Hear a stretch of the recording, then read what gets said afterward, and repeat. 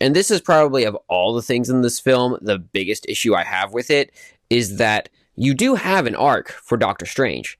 But I would argue that that ends very early in the film, in that he is at Kamar Taj, banging on the door, desperate, and realizes he has to humble himself to regain some ability to use his hands in the way he used to previously.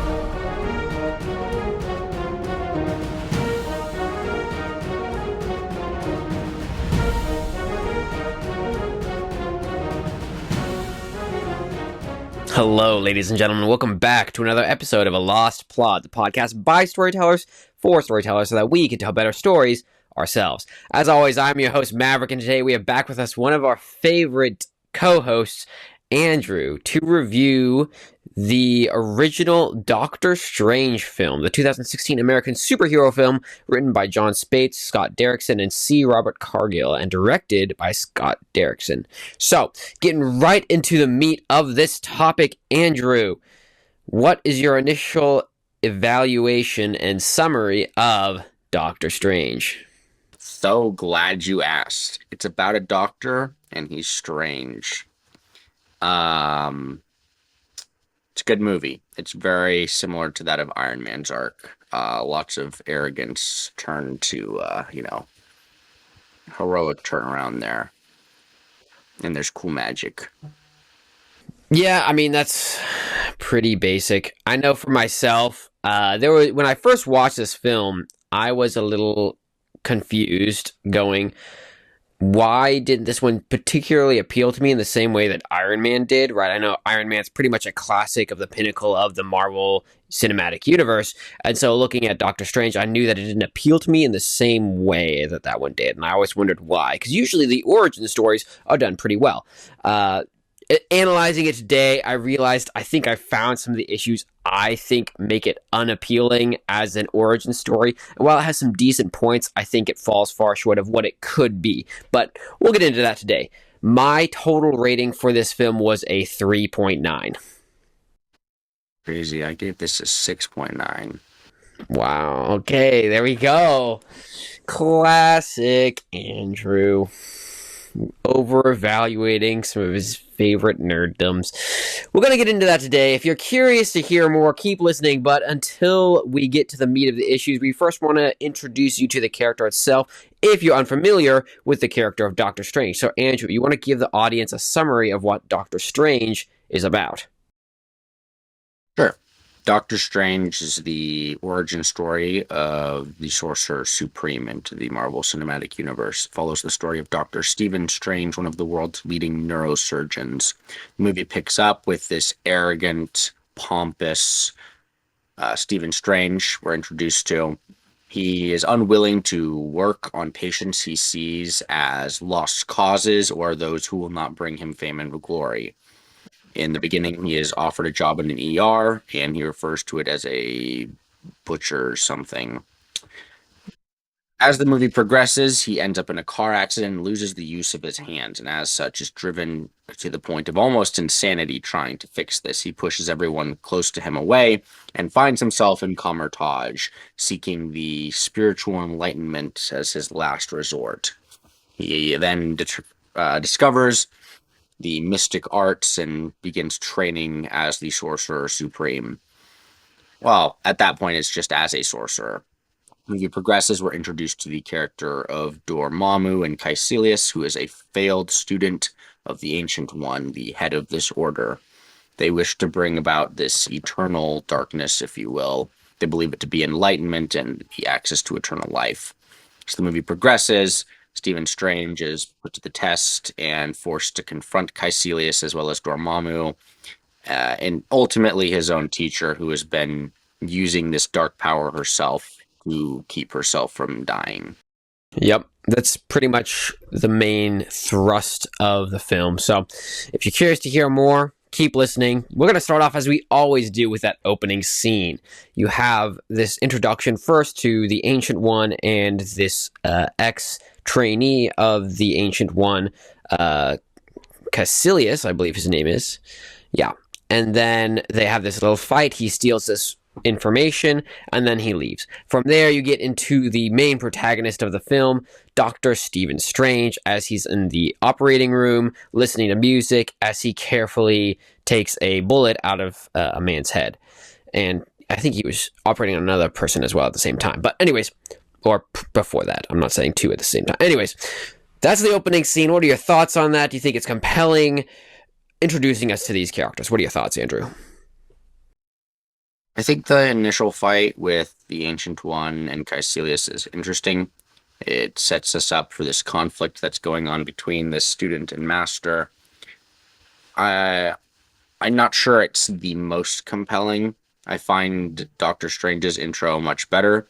It gets us right into the beat of things with how far his ego goes and how he has no regard for those around him whatsoever and sees everyone as a means to an end, and that end is his own personal glory. Yep, exactly. And, the Ancient One part, totally agree. I think that it's a very classic Marvel-esque opener, as we've talked about many times on this podcast. We've gone through a lot of the Marvel movies at this point. This one's not too much different in regards to trying to add that intrigue and exciting fight scene at the beginning of the film. That's what you get in this one. I think it falls short of what we've seen in other films, but it's there.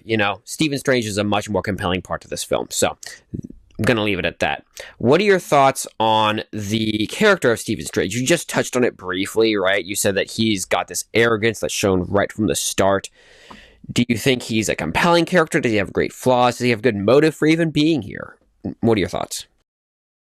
Yeah, I think his flaws are very apparent, very obvious, and I think they build up the tensions around his character and push him to his limit as a character, showing just how deeply these flaws go and drawing out this idea that he really doesn't care about anyone, up to the point where Dr. Palmer is kind of trying to at least care for him in this state of him being pretty much helpless, and he completely pushes her away, which I think is a pretty good scene in the movie.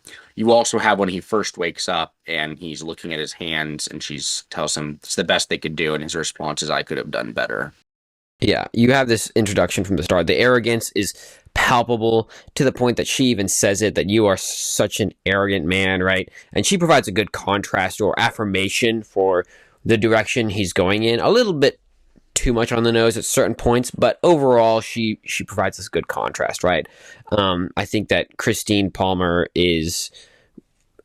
helps to enunciate where Stephen Strange is throughout the story, and you get that from the start, right? She shows that this is a guy who's gone too far in regards to his own ego. It's all about him. There's nothing else that matters, and that's why you see a huge arc for Stephen Strange, particularly in this film. So in regards to flaws, motivations, things like that, I think that he does very well the director and the storytellers do very well at creating this character that has a huge arc to go on, a great potential for this character, if you will, and that they do that from the start. Very first scene you see him, and continuing from there, it continues to progress and degrade as you see he gets into this accident, right? He falls off the edge of a cliff and ends up getting severely injured in the car accident. All of that stuff only enunciates how far he's gone. In a desperate effort, right, to reclaim the ability to use his hands, he finds out about this person who went through different types of therapies to help with his spinal injury, and he doesn't end up being able to succeed, but he mysteriously ends up being seen later walking like a normal human being. Stephen Strange tracks him down, finds out about this place called the Kamartage, I believe it's called, the training area for the people who are underneath the Ancient One in, I believe it's Tibet, but could be wrong on that. Anyways, in Asia somewhere. I apologize if I'm not as lore accurate on that point. But what are your thoughts when he comes to the Ancient One? They throw him out, and then they bring him back in. Do you think that they introduce him to the super universe aspect of this very well? I mean, the Marvel universe is full of this stuff, right? Is this compelling like it has been in other films we've seen previously? I'm a little confused as to your question. Do you mean the introduction of Stephen Strange to the mystic arts, or Yeah, I mean it's a common trope for the Marvel universe and superheroes to be introduced to their powers in some way, right? This is the way that Stephen Strange is introduced to that. Do they do that well? Is it compelling? Especially because we have almost like an established framework based off of all these other Marvel universe areas that there is a way they gain their powers, right? Do they do as well in this one as they have done previously? You know, Q Thor, Q Captain America, Q, you know, these other ones that we reviewed previously where they first get introduced and they're fairly compelling. And if you're curious about that, um, listen to our podcast previously. We have a full discussion on each of those different superheroes and their origin stories on their own. I think in terms of just the introduction of his powers, yeah, I think they do pretty good. Um, I'm assuming you're asking like mechanically and thematically the powers themselves. I think they do a good job of introducing those and just kind of it's like this massive flood of information, right? To Mm-hmm. Strange, where it's just like he had no idea that this other eh, plane of existence, if you will, even existed, and he's completely blown away by it. Yeah, to the degree even that he doesn't believe it and thinks it's all poppycock, right? He's like, this is ridiculous. There's no way that this exists. You're having me look at chakras and believe them to be the power of the universe. That's a load of crap. So, you know, he goes from that to being very much humbled by the Ancient One in the middle of this scenario and uh, learns to accept the teaching and trainings of the Ancient One and Mordo, I believe, is the assistant, the ally's name in this film. Um, so yeah, I would say that they do pretty well in regards to introducing us to that, and I think it's from there on out that we get more of the stereotypical superhero type film, right? You have Are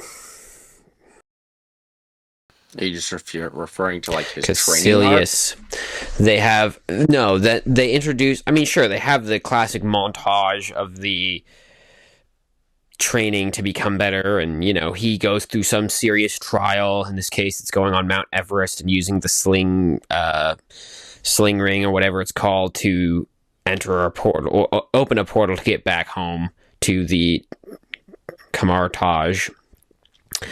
But then from there, you know, he gets pretty easily into the rest of his training and proves very competent in the mystical arts. The real meat of the issue comes when Caecilius returns to one of the three main areas of power for the mystical arts and proceeds to take one down or attempt to take one down for the sake of opening the earth to the possibility of this great mystical being Dormammu taking over. What were your thoughts on the introduction of the real meat of the conflict here, the introduction of the conflict between these two characters and the villains themselves? Like, do you think that Caecilius is compelling, especially in contrast to the protagonist? I don't know that Caecilius is the most compelling villain. Um, he almost seems pretty basic in the sense that it's just like, I want everlasting life. And it seems like there's more there that we're not getting because he references a lot about how, oh, the Ancient One betrayed him.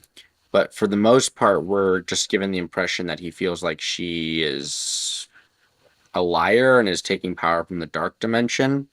What's interesting is that Mordo is almost given the exact same template and just reacts completely differently. And so we're not given that crucial piece for Caecilius that would indicate why he's reacted in such a drastic or dramatic way. Extreme way is the word I'm looking for. Yeah, it's the only thing you really get is this resentment for the Ancient One, and then you get this idea that he more or less goes, well, if she has the power to live eternally, everyone should have that power. And if that power is from the Dark Realm, then everyone should have access to the Dark Realm. Q bringing Dormammu to Earth, right? And becomes this ambassador for Dormammu in this moment. He's pretty stock, right? That's what you said. I agree. and even the director to a certain degree agrees as well, which I thought was interesting because if you look at some of the interviews with Scott Derrickson, he actually talks about how he knows that a lot of villains in the MCU are very stock, and he really didn't necessarily deny that for this character, but his emphasis was on at least giving some motive for why he was in this predicament and why he did what he did, which she provides, right? We just talked about how he wanted power for everlasting life, right? And that's what he was pursuing in this case. But beyond that, there's nothing unique about him, nothing special, and he's more or less just a tool to provide conflict for the sake of moving the story forward, rather than providing a real contrast to Doctor Strange, which I think is one of the areas where they really fail in this film, is that in order to have a compelling story, you need to have a villain who is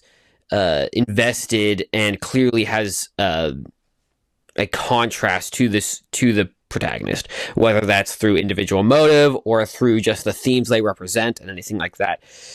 In the case of Kaecilius, I don't think he really represents much of anything as a contrast, and you don't see a in-depth understanding of what he wants more than that basic understanding we just outlined. So I don't think he's super compelling as a villain.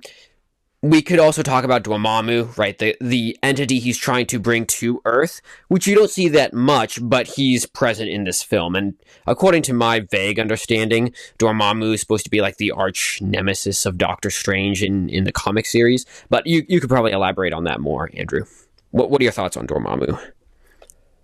He's very similar to a Galactus type character where it's just I devour planets, which is interesting.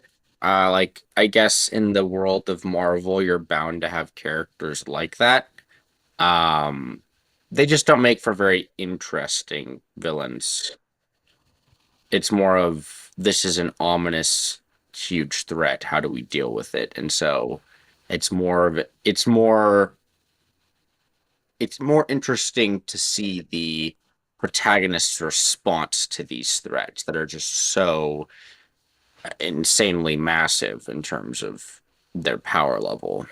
Yeah, I mean, immediately when I first saw him, my thoughts were of Galactus, which we had seen a taste of in the very first Fantastic Four back in the old days. And of course, we're going to see him again in the new Fantastic Four, which is about to release coming this summer. So if you're curious about that, listen in the future. But for Dormammu specifically, yeah, you get that. Which was interesting in my two thoughts on Dormammu is one of the interesting things about how they developed him is he has a combination of Benedict Cumberbatch's voice with another voice actor who gave the more deep, gravelly aspect to Dormammu in the conversation he has with Doctor Strange at the end of the film. The very idea of using that indicates some possibility of having a contrast to Doctor Strange, which they could have done, but they don't really do, right? He is just a planet-eating monster of a villain, and that's all of his goal, and he doesn't really have anything unique beyond that for him as a character. The second thought I had about Dormammu is I didn't really feel like this was a real exploration of the villain, right? In that he appears, is trapped in this time loop, getting kind of far ahead, right? He ends up coming down to Earth, he starts to try to eat the planet, and then Doctor Strange at the end of the film puts him in this time loop where they're constantly experiencing the same event over and over and will only let him go once he agrees to leave Earth. Dormammu agrees, and the film recedes from that point forward into the end. It felt more like a Thanos-esque cameo to me than anything else, in that you're seeing this character for the first time, you see he's super powerful, and then he goes away. And for me, I thought when I first saw this, oh, okay, I didn't have a huge problem with him as a villain if you're going to use him in the future to show his full strength, because clearly they show him as a masterful villain who has a lot of power and a lot of potential to destroy worlds. But you never see him again, right? You see him once, and he disappears. So that's that, so much for a super evil villain like Thanos-esque threat. he's gone, and his presence is never seen in the MCU again. So I think in that way he was also wasted and could have been utilized much better. But I don't know if Well, I you have mean, any I thoughts on think that. I think that Kaecilius is supposed to be the main villain in this movie. Dormammu is just more of a powerful entity that's being utilized by Kaecilius. Right. I've DM'd multiple D&D sessions, and one way you can utilize characters like this to build them up for later projects is by having their almost like underlings, if you will, or lesser villains be there as almost like a mini boss.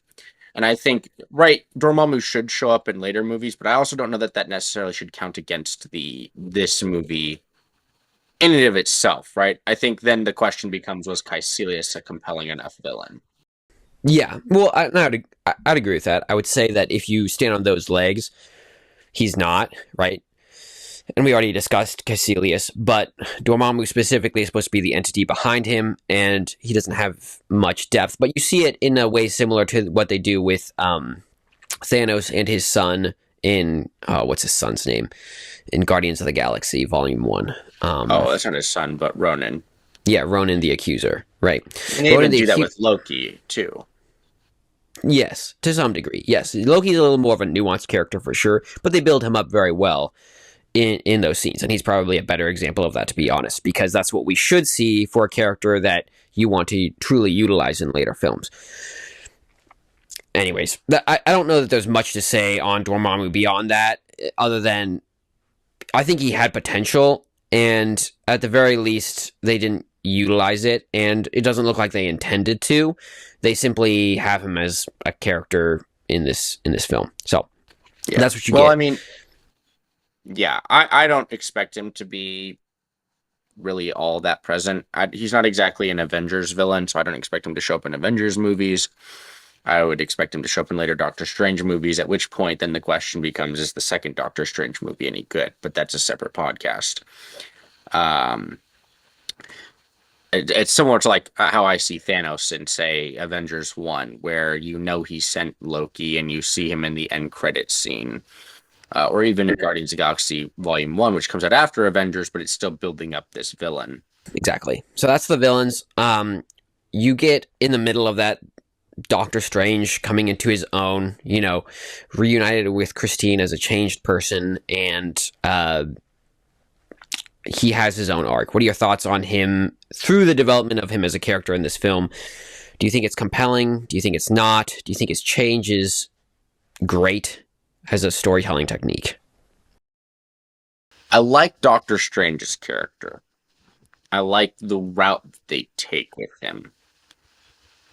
The only issue I have with him in this film is that in my mind, there's not a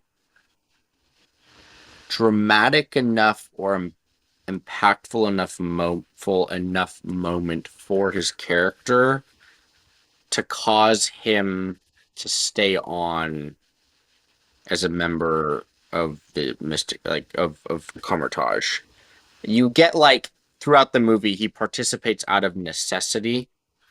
And this is more of a minor thing of me being nitpicky, because I think the movie leaves it a little ambiguous. But for the most part, and he has this conversation with Mordo, where Mordo basically says, "You killed those guys to save your life. Nothing you've done to this point is of selfless, like, inclinations. It has all been selfish. This is all for you." And he doesn't really deny it. And then he fights Dormammu, but it's also still kind of out of selfish reasons to save his own skin, is what I get. You could argue the Ancient One's dialogue with him is what gets him to do that, but all she really tells him is there's infinite possibilities for him to do good. And in my mind, I'm sitting there thinking, well, okay, and someone with the ego of Doctor Strange probably agrees with you on that and thinks that about himself anyways. Yeah, I mean, I don't think you're wrong in that there's a lot of lines in this film which try to indicate, oh, he's still on this arc of change. And this is probably, of all the things in this film, the biggest issue I have with it is that you do have an arc for Doctor Strange. But I would argue that that ends very early in the film, in that he is at Kamar Taj, banging on the door, desperate, and realizes he has to humble himself to regain some ability to use his hands in the way he used to previously, right? His method of being able to make a living and his renown as a surgeon is tied to the steadiness of his hands, right? So in order to do that, he needs to humble himself, and he does that at the door of Kamar Taj. After that, I don't really think that there's much of a transformation for him as a person, going back to what you said, right? It's like, you did these things for yourself, and he in some ways agrees with it. And even to the degree of finding humility and realizing he needs other people's help, right? Needing to work with them. You see some line from the Ancient One right before she dies where she goes, you're going to need to work with Mordo to fight this climactic battle at the end of the film. And what do you see? They go off to fight in Hong Kong, and Doctor Strange does it all by himself. So, Mordo's presence there is basically useless. He's more of a side piece to watch and see the power of Doctor Strange as he does everything in his own way. So it's a one-man show from pretty early on in the film, which just complements the ego of this man. So while he's definitely shows a level of humility from there on out, it's no different from what you get when he realizes that he's wrong about the mystic arts and asks to be trained. That is where I think that his arc ends and doesn't develop any more throughout the rest of the film. Yeah. Nice. Okay. Cool. I mean, that's what you get with Doctor Strange. Do you think that the themes of this movie are compelling? I mean, obviously there's ones about humility here. There might be other ones as well. In your opinion, what are your thoughts? I mean, I think, the humility themes, the redemption arc is pretty prominent in this film. There's also kind of this theme the Ancient One goes for about, like, how we ought to, like, our lives are fleeting and, like, death makes life meaningful. I just don't think this is drawn out very well outside of that conversation. Right. And this is going back to telling us, not showing us, right? They're trying to tell us that something's going on without actually showing it in the actions of the characters themselves. And of course, that's what you get is an unbelievable character arc with Doctor Strange, and with other characters in this film as well. So I thought they're there. I thought the themes were patently obvious, and I don't think that they were developed beyond some basic understanding of anyone who watches a fable, right, and learns a little lesson. There's nothing unique about it. So that's what you got with this film, and that's one of the reasons why it got as low of a rating as it did. What are your thoughts on the side characters? I think we're pretty much to the point where they deserve some sort of discussion.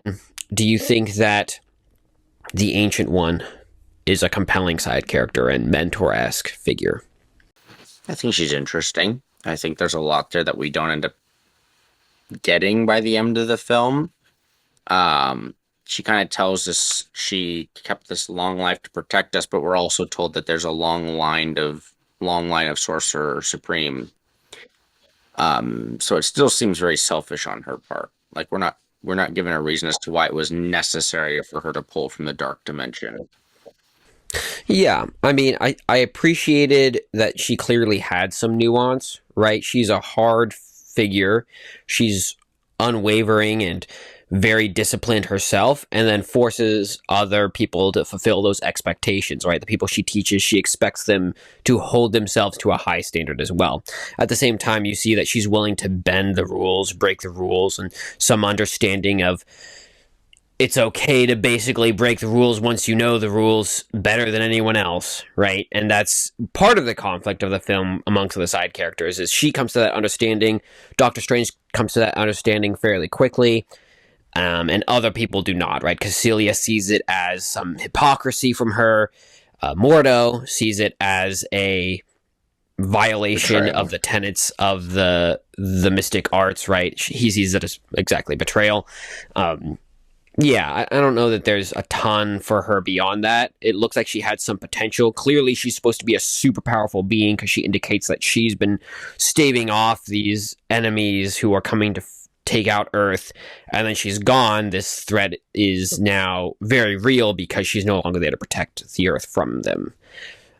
But, other than that, you don't get a full culmination, maybe, of her character like I think you might expect. Her death wasn't bad, though. So, for all of that being said, I thought that it was a decent ending for her character.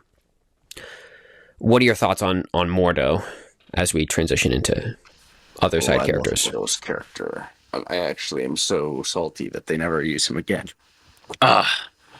Because it's so good. He's like this devout acolyte, if you will, of the mystic arts, and he reveres the ancient ones, and he holds her in such high regards. And so finding out that she went against the very tenets she's taught him to live by breaks him and causes him to spiral. And even though he does end up helping to save Earth, or at least standing around while Doctor Strange does, he leaves. He can't do it anymore, because if the one person who he looked up to and revered doesn't hold to these tenets, then why does he believe in them to begin with? Like, what was the point of them? And then you get that end credit scene where he's come to the conclusion that magic users are the problem with the world. And I think they could have made it for such an interesting conflict in the second movie, as Doctor Strange has come into the position of the Sorcerer Supreme now and is trying to defend Earth. And now Mordo is saying, no, all magic users need to die. Unfortunately, we never got that, but I still think Mordo is a pretty, if not, in my opinion, the most compelling side character in this movie. Yeah, and he has some of the most development in the film as anyone else. I'd agree.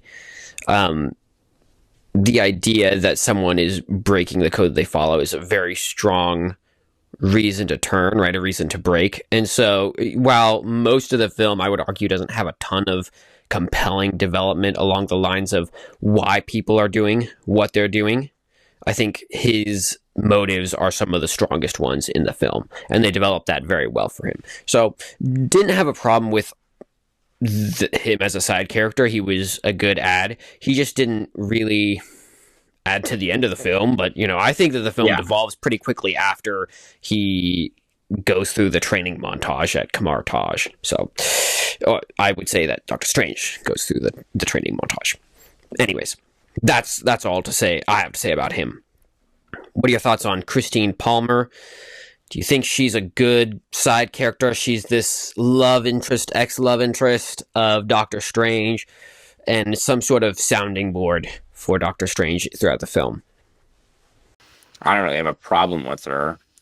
I don't think that she really adds to this movie, because by the end it doesn't really seem like Strange has all that much care for her anyways.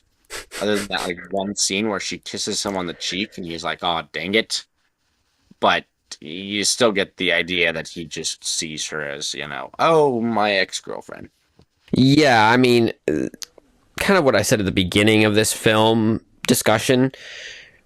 She provides the full reinforcement of where Doctor Strange is in the film, right? And she provides some tie between his old life as the surgeon and the new life as the sorcerer, and shows how he's changed throughout that time. So she's valuable in regards to that.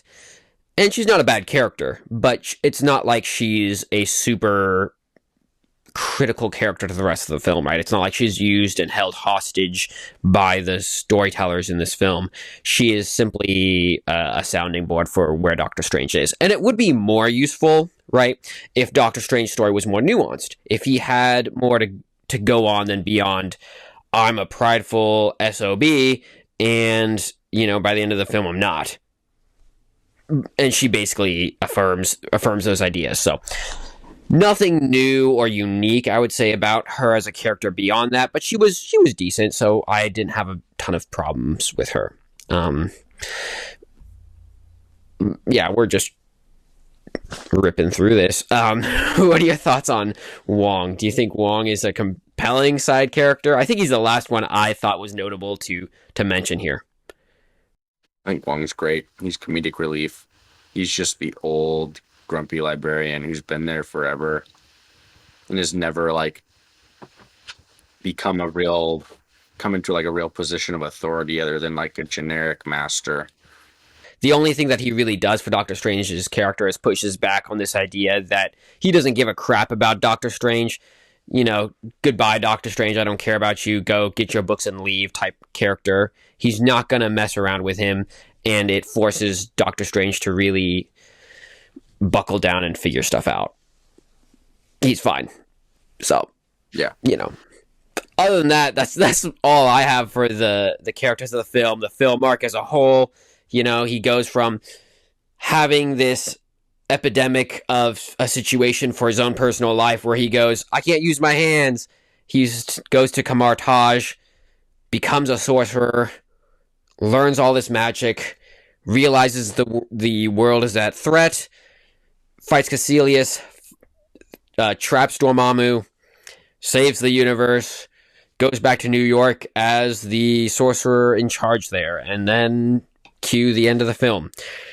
Did you think the film left you satisfied? Would you change your rating? What are your thoughts, Andrew? I still enjoy watching it. I don't know that it's like the best film, but Man, you know, for the discrepancy between our ratings, I would expect a little more of a combative Andrew today, but I guess Andrew's checked out. no, it's like I'm not really disagreeing with you, but it's just I still enjoyed the movie more.